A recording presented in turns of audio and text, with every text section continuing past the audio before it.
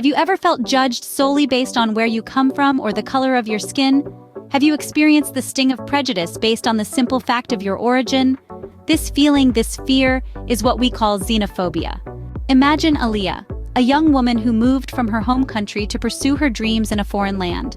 Aliyah was a bright student, full of ambition and determination. She had dreams of making a difference in the world, dreams that led her away from the familiarity of her homeland to a university abroad. In this foreign land, she was an outsider, a stranger. Her accent was different, her customs unfamiliar.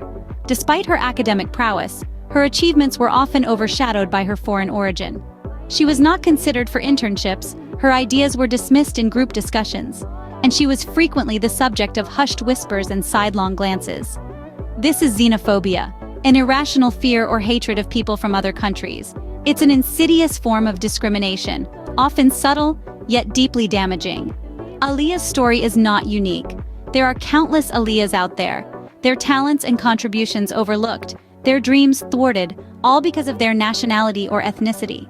Xenophobia not only harms individuals like Aliyah, but also undermines the unity and diversity that make our global society vibrant and dynamic. It's a societal scourge that we all need to confront and challenge.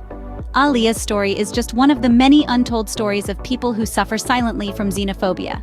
But it doesn't have to be this way.